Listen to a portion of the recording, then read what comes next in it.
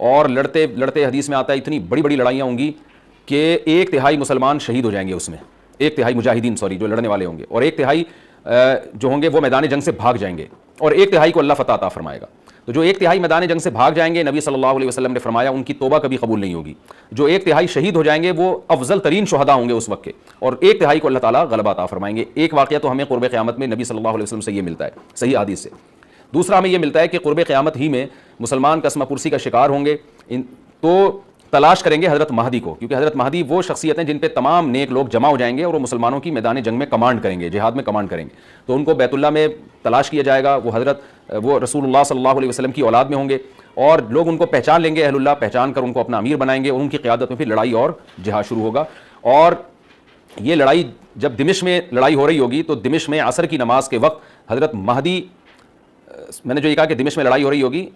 مقصد یہ نہیں ہے کہ دمشق کوئی میدان جنگ بنا ہوا ہوگا، مقصد یہ ہے کہ وہ مجاہدین کا لشکر دمشق میں ہوگا عصر کی نماز کے وقت، لڑائی چاہے کسی اور میدان میں ہو رہی ہو، لیکن حدیث میں ہمیں دمشق کا تذکرہ ملتا ہے۔ تو دمشق میں حضرت شام کا تذکرہ ملتا ہے، اور جو قرائن ہمیں ملتے ہیں وہ دمشق کی ایک خاص مسجد ہے، وہ مسجد حضرت مفتی تقی عثمانی صاحب اور مفتی رفیع عثمانی صاحب نے اس کو ہائی لائٹ بھی کیا، لیکن وہ یقینی نہیں ہے، یہ خوب سمجھیں، انہوں نے اس کا بھی تبصرہ کیا کہ اس کے بارے میں کوئی یقین نہیں ہے۔ تو حضرت مہدی عصر کی نماز پڑھا رہے ہوں گے، لوگ امامت میں آپ کے پیچھے کھڑے ہوں گے، یہاں تک کہ مسجد کے مینار پر، آج بھی وہ مینار موجود ہے جس کے بارے میں غالب گمان ہے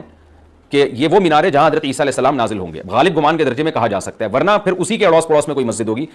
میرا اگر شام جانا ہوا تو انشاءاللہ میں ارادہ ہے کہ میں ولاگ میں اس مسجد کا بھی تذکرہ کروں گا، اس جگہ کا بھی تذکرہ کروں گا، لیکن میں پہلے یہ بات بتا دوں کہ وہ 100% یقینی نہیں ہے، ایسا نہ ہو کہ اس مسجد کے مینار پہ چڑھ کے لوگ جو ہے وہ اس کے کوئی مینار کو ہی چاٹنا شروع کر دیں تبرک کے طور پہ۔ تو عصر کی نماز کا ٹائم ہوگا، حضرت عیسیٰ ابن مریم علیہ الصلوۃ والسلام فرشتوں کے کندھوں پہ ہاتھ رکھ کے نیچے اتریں گے نماز کے ٹائم پہ، یعنی آسمان سے مینار تک آئیں گے، اور پھر مینار سے آپ کے لیے سیڑھیاں لگائی جائیں گی، سیڑھیوں کے ذریعے مینار سے نیچے اتریں گے، اور لوگ ان کو پہچان لیں گے۔ حضرت مہدی ان کو امامت کے لیے آگے کریں گے کہ آپ اللہ کے ایک پیغمبر ہیں، آپ نماز پڑھائیے، حضرت عیسیٰ علیہ السلام انہی کو آگے رکھیں گے، اور اس طرح کا مفہوم ہے حدیث میں کہ اللہ نے اس کام کے لیے آپ کو ہی منتخب کیا۔ کیا مطلب یہ امامت اس امت کا حق ہے؟ تو حضرت عیسیٰ ابن مریم علیہ الصلوۃ والسلام کا جو کام ہوگا وہ جہاد ہے، اور یہودیوں سے انتقام لینا، کیونکہ یہودیوں نے اپنے خیال میں حضرت عیسیٰ کو قتل کیا تھا، تو اللہ نے یہودیت ہی کے خاتمے کے لیے اور دجال کے خاتمے کے لیے عیسیٰ ابن مریم کو نازل کیا ہے۔ حضرت مہدی سے پہلے ہی دجال ظاہر ہو چکا ہوگا، دجال کے بارے میں حدیث میں آتا ہے کہ ہر پیغمبر نے اپنی امت کو دجال کے فتنے سے ڈرایا ہے۔ اچھا، یہ دجال ایک ایسی شخصیت ہے جس کا یہودی انتظار ہم سے زیادہ کر رہے ہیں، کیونکہ یہودی اس کو اپنے لیے نجات دہندہ سمجھتے ہیں، جبکہ حدیث میں آتا ہے کہ دجال کانا ہوگا اور اس کا خدائی کا دعویٰ ہوگا، اس کے پاس کچھ ایسی طاقتیں ہوں گی کہ مردے کو زندہ کر دے، زندہ کو مار دے، ایک طرف اس کے باغ ہوگا، ایک طرف اس کے آگ ہوگی، جو اس پر ایمان لائے گا اس کو باغ میں داخل کرے گا، اور جو اس پر ایمان نہیں لائے گا اس کو آگ میں داخل کرے گا۔ اور رسول اللہ صلی اللہ علیہ وسلم نے فرمایا اس کی جو آگ ہے حقیقت میں وہ جنت کا باغ ہوگا، اور اس کا جو باغ ہے حقیقت میں وہ جہنم کی آگ ہوگی۔ تو جو نبی کی باتوں پہ یقین کرتے ہیں وہ دجال کے فتنے سے محفوظ رہیں گے، اور حدیث میں سورہ کہف کی بھی تلاوت کا حکم ہے، جمعے کے دن جو کہف کی تلاوت کرتا ہے اللہ اس کو دجال کے فتنے سے محفوظ رکھتا ہے۔ اب آپ دیکھیں گے سورہ کہف میں ہی قیامت کی علامات کا تذکرہ ہے نا، تو شاید اسی وجہ سے کیونکہ جو سورہ کہف پڑھتا رہے گا وہ یاجوج ماجوج کے واقعات بھی پڑھتا رہے گا اور اللہ کی قدرت کے واقعات بھی پڑھتا رہے گا، تو دجال کے فتنے سے اللہ اس کو اس برکت سے بچا کے رکھیں گے، فتنے سے محفوظ رکھیں گے۔ تو وہ ایسی طاقتیں دکھائے گا، بے وقوف لوگ اس پہ ایمان لے آئیں گے۔ حدیث میں آتا ہے کہ کانا کبھی بھی خدا نہیں ہو سکتا، یعنی اس کی تو ایک آنکھ ہوگی نہیں، لیکن بے وقوف لوگ اس کے یہ کچھ ظاہری کمالات دیکھیں گے، یہ نہیں دیکھیں گے کہ یہ تو شکل بھی اس کی اچھی نہیں ہے، یعنی خدا کم از کم جمال والا ہوتا ہے نا، یہ تو ہے بھی کانا، اور اس کے بڑا بڑا کافر بھی لکھا ہوا ہوگا واضح طور پر، جس سے پتہ چلے گا۔ لیکن احمق اور بیوقوف لوگ جیسے روحانی عاملوں کے کچھ شعبے دیکھ کر ان پہ سے متاثر ہو جاتے ہیں نا، روحانی عاملوں کے شعبے دیکھ کے، تو ایسی دجال کے شعبے دیکھ کے متاثر ہوں گے۔ تو بہت لوگوں کو، خلقت کو، بہت بڑی امت کو گمراہ کرے گا دجال، اہل اللہ کو اللہ تعالیٰ اس کے فتنے سے محفوظ رکھے گا۔ پھر حضرت عیسیٰ ابن مریم جب نازل ہوں گے تو وہ دجال کو قتل کریں گے۔ حدیث میں آتا ہے کہ نیزے کے ذریعے گھوڑے پہ بیٹھ کے قتل کریں گے۔ علماء نے اس حدیث کا دو مطلب بیان کیے ہیں کہ یا تو اس کا مطلب یہی ہے کہ واقعی گھوڑے پہ بیٹھیں گے، نیزہ استعمال کریں گے، اور زمین جو ہے وہ اتنی پہلے اس سے جنگیں ہو چکی ہوں گی کہ لوگ دوبارہ تلواروں گھوڑوں کی طرف آ جائیں گے۔ اس بات کا امکان ہے، ہر ملک ایٹمی طاقت بن چکا ہے، تو اگر یہ ایٹم بم سارے ملک آپس میں چلا دیں تو ہم دوبارہ گدے گھوڑوں والی زندگی پر آ جائیں گے، ٹیکنالوجی ساری تباہ برباد ہو جائے گی، انسان کی ترقی۔ تو اس بات کا بھی امکان ہے کہ کوئی اس سے پہلے ہو سکتا ہے کوئی ایسی جنگ عظیم ہو کہ انسانیت دوبارہ پہاڑوں پتھروں کے دور میں آ جائے۔ لیکن ظاہر یہ معلوم ہوتا ہے کہ رسول اللہ صلی اللہ علیہ وسلم نے جو کلام کیا ہے، ظاہر ہے اس دور کے لحاظ سے جو لوگوں کے جہاں تک جو لوگوں کی مینٹل اپروچ ہے وہاں تک، تو نبی صلی اللہ علیہ وسلم میزائل یا اور ٹینکوں کا تذکرہ کرتے تو کیا سمجھ میں آتا؟ تو گھوڑے سے مراد ہے جو اس زمانے کا گھوڑا ہوگا، اور نیزے سے مراد ہے اس زمانے کا جو اسلحہ ہوگا، کیونکہ نیزہ نبی کے دور کا ایک مناسب اسلحہ تھا اور گھوڑا نبی کے دور کی میدان جنگ کی ایک مناسب سواری تھی۔ تو اس سے یہ بھی پتہ چلتا ہے کہ ہو سکتا ہے عیسیٰ ابن مریم نیزے کے بجائے کلاشنکوف کا استعمال کر لیں، تو یعنی وہ نیزہ جو ہے وہ اس کلاشنکوف کی یا جو بھی اسلحہ اس وقت حضرت عیسیٰ ابن مریم استعمال کریں گے اس کی ایک تعبیر ہے، تو اس کا بھی پورا امکان ہے۔ تو ہمیں بہرحال اتنا ایمان ہمارے لیے ضروری ہے کہ دجال کو قتل کرنے والی جو ذات ہے جو شخصیت ہے وہ عیسیٰ ابن مریم علیہ الصلوۃ والسلام ہے۔ تو حضرت عیسیٰ کے ذریعے اللہ تعالیٰ دجال کو قتل کریں گے، اور حضرت عیسیٰ کی قیادت میں زبردست جہاد ہوگا۔ حدیث میں آتا ہے کہ عیسیٰ ابن مریم اس دنیا کو امن سے بھر دیں گے، اتنا امن ہو جائے گا اور اتنی مالی فراوانی ہوگی، اتنی مالی، کیونکہ دنیا میں مال بہت ہے، ڈسٹریبیوشن صحیح نہیں ہے، جو تقسیم ہے نا مال کی وہ ظالمانہ ہے، جس کی وجہ سے غریب سے غریب تر ہے، امیر سے امیر تر ہے۔ حضرت عیسیٰ ابن مریم ایسا نظام قائم کریں گے کہ جس سے مال کی صحیح تقسیم، اور لوگ اٹھیں گے زکوٰۃ کا مستحق تلاش کریں گے اور لوگوں کو زکوٰۃ کا مستحق نظر نہیں آئے گا، غریب تلاش کرنا مشکل ہو جائے گا۔ یعنی ایک آدمی حدیث کے مفہوم ہے کہ زکوٰۃ لے کے گھومتا رہے گا اور اس کو کوئی غریب نہیں ملے گا، اتنی مالی فراوانی ہو جائے گی۔ پھر ترمذی کی روایت میں آتا ہے کہ اللہ کی طرف سے برکتیں ایسی نازل ہوں گی کہ بڑے بڑے انار پیدا ہوں گے، بڑے بڑے انگور پیدا ہوں گے، زمین اپنی برکتیں کھول دے گی، اور حضرت عیسیٰ علیہ السلام خنزیر کو بھی دنیا سے ختم کر دیں گے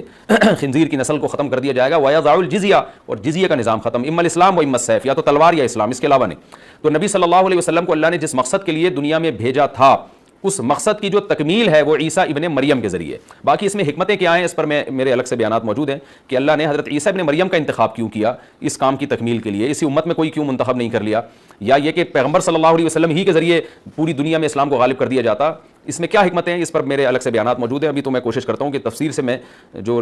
ٹو دا پوائنٹ بات ہے اسے یہاں اس لیکچر میں نہ ہٹوں۔ تو اسی وقت حضرت عیسیٰ ابن مریم اس کو یاجوج ماجوج کو قتل کریں گے اور دنیا انصاف سے بھر جائے گی، اور اللہ تعالیٰ نے جو پیغمبروں کو دنیا میں بھیجا تھا اس کا مقصد کیفیت اور کمیت دونوں لحاظ سے حاصل ہو جائے گا۔ اس کے بعد پھر آہستہ آہستہ دنیا میں زوال شروع ہوگا، اور پھر جب پوری دنیا کے لوگ زوال کا شکار ہوتے ہوتے کفر کی طرف جائیں گے، گناہوں کی طرف، اور حدیث میں آتا ہے جب تک ایک شخص بھی اللہ کا نام لینے والا ہوگا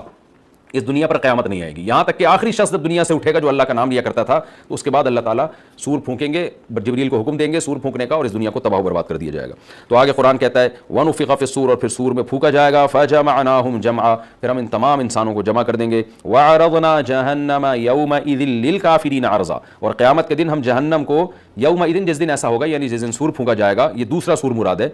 للکافرین عرضا، کافروں کے سامنے پیش کر دیں گے۔ الذین کانت اعینہم فی غطاء عن ذکری، یہ وہ لوگ ہیں جن کی آنکھیں میری یاد سے پردے میں پڑی ہوئی تھیں، یعنی میری یاد کی چیزیں ان کو نظر ہی نہیں آتی تھیں، غفلت میں پڑی ہوئی تھیں جن کی آنکھیں، وکانوا لا یستطیعون السمع، اور یہ سننے کی صلاحیت بھی نہیں رکھتے تھے، نہ حق بات سنتے تھے نہ حق دیکھتے تھے، بس اپنے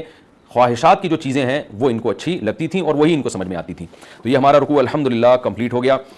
اس رکوع میں ہمیں بہت سارے اسباق ملتے ہیں، میں نمبر وار اس کو مختصراً بیان کر دیتا ہوں۔ پہلی بات تو یہ کہ دیکھیں اللہ تعالیٰ نے کیسے کیسے بادشاہ دنیا میں بھیجے اور کتنے پاورفل بادشاہ۔ حضرت ذوالقرنین کا نام ہی قرن والا، دو کناروں والا، زمین کے بہت بڑے حصے کو حضرت ذوالقرنین نے فتح کیا، اور اللہ کے نیک بندے کیسے اللہ کے راستے میں لڑتے رہے ہیں۔ تو یہ جو لوگ بیٹھ جاتے ہیں نا بس عبادت کرو اور لڑائی وڑائی اسلام میں ہے ہی نہیں، یہ دنیا میں کوئی بھی عقل مند اس نظریے کا حامی نہیں ہوگا۔ تو طاقت اور قوت کی اسلام میں بہت زیادہ اہمیت ہے۔ اس سے ہمیں یہ بھی پتہ چلتا ہے کہ اپنے ملک کی، خاص طور پر اسلامی ملک کی جو فوجی قوتیں ہیں، جو فوجی طاقتیں ہیں، ان کی ہمیں قدر کرنی چاہیے، کیونکہ اگر کوئی بھی ملک عسکری لحاظ سے کمزور ہو جائے، کیونکہ اللہ تعالیٰ تو جو عسکری لحاظ سے طاقتور قومیں تھیں اللہ نے ان کا کتنا تذکرہ کیا، ہاں وہ اللہ کے باغی نہ ہوں۔ تو اسلامی ملک میں کوئی بھی اسلامی کنٹری ہے، چاہے سعودی عرب ہے، چاہے پاکستان ہے، چاہے ترکی ہے، کوئی بھی اسلامی کنٹری ہے، اس کی فوج کی قدر کرنی چاہیے، کیونکہ اسی کی وجہ سے ملک کا بارڈر محفوظ ہوتا ہے۔ اگر مسلمان عسکری لحاظ سے کمزور ہونا شروع ہو جائیں تو کافر ہمیں گاجر مولی کی طرح کاٹنا شروع کر دیں، اسلام دشمن قوتیں ہمیں کھا جائیں، ختم کر دیں ہمیں کھا کے۔ تو نیک قوتوں کو اپنی بقا کے لیے ہمیشہ سے ایک اسلحے کی اور طاقت کی ضرورت رہتی ہے، اس کی اہمیت اسلام میں بہت زیادہ ہے۔ موسیٰ علیہ الصلوۃ والسلام کے بعد کتنے بڑے بڑے جنگی کمانڈر پیدا ہوئے، ذوالقرنین کا اللہ نے کیسا تذکرہ کیا، ذوالقرنین کی عبادت کا کہیں بھی تذکرہ نہیں، حالانکہ وہ بڑے عبادت گزار بھی تھے۔ داؤد علیہ السلام کی عبادت کا تذکرہ بھی ہے، ان کی تلوار اور طاقت کا تذکرہ بھی ہے۔ تو اللہ تعالیٰ جہاں عبادت کا تذکرہ کرتے ہیں تو طاقت اور قوت کا بھی تذکرہ کرتے ہیں، اس سے عسکری لحاظ سے اپنے آپ کو مضبوط کرنے کی اہمیت کا ہمیں پتہ چلتا ہے کہ اسلام میں اس کی بڑی اہمیت ہے۔ کسی بھی اسلامی ملک کی فوج کا مورال کسی بھی لحاظ سے ڈاؤن نہیں ہونا چاہیے، اور عسکری لحاظ سے وہ کسی بھی لحاظ سے کمزور نہیں ہونی چاہیے، اور اس کو چاہیے کہ اعدوا لهم ما استطعتم من قوہ پر عمل کرے، کہ قرآن کہہ رہا ہے روز بروز اپنی طاقت اور قوت میں اضافہ کرنے کی کوشش کرو۔ اس سے مسلم قوم کو کبھی بھی غافل نہیں ہونا چاہیے، اور کوئی بھی ایسا کام جس سے مسلمان قوتیں اور طاقتیں کمزور ہونا شروع ہو جائیں، اس کام سے ہمیں بچنا چاہیے۔ دوسری بات ہمیں یہ پتہ چلی کہ اللہ تعالیٰ نے اہل اسلام کے ذمے پوری دنیا کی ذمہ داری لگائی ہے، کسی ایک ملک کی نہیں۔ جتنے بھی پیغمبر آئے ہیں جب وہ دنیا فتح کرنا شروع کی ہے تو کہیں رکے نہیں ہیں وہ کہ بھئی یہاں تک، اس سے آگے نہیں جانا۔ ان کی صلاحیت ہی ختم ہو گئی ہو، وسائل ہی ختم ہو گئے ہوں تو الگ بات ہے۔ تو پوری دنیا ہے جس میں اللہ کے دین کو غالب کرنا ہے۔ اب اس کا طریقہ کیا ہوگا، ظاہر ہے جو جس زمانے میں سوٹیبل طریقہ ہو وہ اختیار کیا جائے گا۔ تو حضرت ذوالقرنین پہلے انتہائی مشرق کی طرف گئے ہیں جہاں سورج نکلتا ہے، تو وہاں سے جہاں سے آبادی شروع ہو رہی ہے، اور ان کا خیال تھا کہ اب آگے آبادی نہیں ہے، تو پھر جا کے اسٹاپ کیا ہے۔ مغرب میں بھی ایسے ہی، شمال میں بھی ایسے ہی۔ تو ہمیں جب دیکھتے ہیں کہ جب صحابہ کرام نے دنیا فتح کرنا شروع کی ہے، تو ہمیں مسلمان کمانڈروں میں بھی ایسے واقعات ملتے ہیں کہ وہ علاقے فتح کرتے کرتے سمندر کے کنارے پہنچے اور انہوں نے سمندر کو دیکھ کے کہا کہ تیرے آگے بھی آبادی ہوتی نا تو ہم اللہ کا کلمہ وہاں بھی بلند کرتے۔ تو یہ دور تھا مسلمانوں کا، اور یہ عیسیٰ ابن مریم دوبارہ پھر وہی کریں گے، پوری دنیا کو فتح کریں گے۔ تو حضرت ذوالقرنین کے اس واقعے سے پتہ چلتا ہے کہ پوری دنیا کی ذمہ داری اللہ نے ہمیشہ سے اہل اللہ پہ لگائی ہے، اور وہ پوری دنیا میں اللہ کے دین کو غالب کرنے کی کوشش میں ہمیشہ سے لگے رہے ہیں۔ تیسری بات ہمیں پتہ چلتی ہے کہ اسباب اور وسائل کی اہمیت۔ حضرت ذوالقرنین نے جب اتنا پہاڑوں کے بیچ میں اتنا یعنی لوہے کی پلیٹیں لگا کے، تانبا پگھلا کے آہنی دیوار بنائی ہے، تو خوش ہوئے ہیں، ہذا رحمت من ربی، یہ میرے رب کی رحمت ہے، تبھی تو اللہ کا شکر ادا کیا نا، خوشی پہ شکر ادا کیا جاتا ہے۔ تو اس سے یہ بھی پتہ چلتا ہے کہ سائنس اور ٹیکنالوجی، دیکھیں یہ کام ٹیکنالوجی کے بغیر ممکن نہیں تھا، تبھی تو اس قوم نے کہا نا ذوالقرنین سے کہ ہم پیسے آپ کو دیں گے، لیکن ہمارے پاس وہ وسائل نہیں ہیں، وہ ٹیکنالوجی نہیں ہے ہمارے پاس۔ اور بظاہر ایسا لگتا ہے کہ ان کے پاس لوہا بھی تھا، تانبا بھی تھا، کیونکہ حضرت ذوالقرنین اب یہ تو نہیں ہے کہ زمین کے مشرق کی طرف دوبارہ لوہا جمع کرنے گئے ہوں، تو وہیں سے جو کچھ ہوگا نکالا ہوگا۔ تو وسائل اس قوم کے پاس تھے، ٹیکنالوجی نہیں تھی کہ اس لوہے کو اور اس تانبے کو پگھلا کے دونوں پہاڑوں کے بیچ میں پلیٹیں کیسے بنانی ہیں اور ان کو کیسے ان کے بیچ میں تانبا کر کے کہانی دیوار بنائی ہے، یہ ٹیکنالوجی ان کے پاس نہیں تھی۔ تو اس سے ہمیں ٹیکنالوجی کی ویلیو کا بھی پتہ چلتا ہے۔ آج مسلمان اس میں بھی بہت پیچھے چلے جا رہے ہیں اور اس کو مذہب سمجھنا شروع کر دیا ہے، تو یہ بات بھی غلط ہے۔ حضرت ذوالقرنین نے اتنی طاقت اور قوت کا استعمال کیا اور اتنے زبردست طریقے سے اس وقت جو بھی اس سوٹیبل ٹیکنالوجی تھی اس کا استعمال کر کے دو پہاڑوں کے بیچ کے راستے کو بند کر دیا، اور اس پہ خوشی منائی حضرت ذوالقرنین نے۔ یہ نہیں کہا کہ بھئی اس سے کچھ بھی نہیں ہوتا، اصل میں تو بس انسان کو چاہیے کہ وہ اللہ کیا کرے بیٹھ کے، اور یہ کیا اللہ سے بس مدد مانگو، اللہ ہی۔ یاجوج ماجوج کے بارے میں ان کو کہہ دیتے ہیں ذوالقرنین کہ تم سب رات کو تہجد میں اٹھ کے دعائیں مانگو، اللہ یاجوج ماجوج سے تمہیں بچا لے گا۔ نہ حضرت ذوالقرنین نے کہا دعائیں بھی مانگو، یقیناً حکم دیا ہوگا دعائیں مانگنے کا، لیکن ہم پورے اسباب اور وسائل استعمال کریں گے، لوہے کی پلیٹیں بنائیں گے، تانبے کو پگھلائیں گے، اوپر چڑھائیں گے اور اس طرح سے پوری مضبوط دیوار بنائیں گے۔ آج مسلمان ہاتھ پہ ہاتھ رکھ کے بیٹھ گیا ہے اور وظیفوں میں اور جو ہے بس وہ چند صبح شام کے وظیفے پڑھ کے وہ سمجھتا ہے کہ ساری دنیا کے سارے مسائل کا حل اس سے ہو جائے گا۔ ایسا نہیں ہے، آپ کو بہت زیادہ ترقی کرنی ہے، بہت زیادہ اسباب و وسائل میں آپ کو غیر مسلموں سے آگے نکلنا ہے، جیسے کہ قرون اولیٰ کا مسلمان نکلا تھا، تبھی اللہ نے اس کے لیے دنیا میں فتوحات کے دروازے کھولے تھے۔ تو اللہ ہمارے لیے فتوحات کے دروازے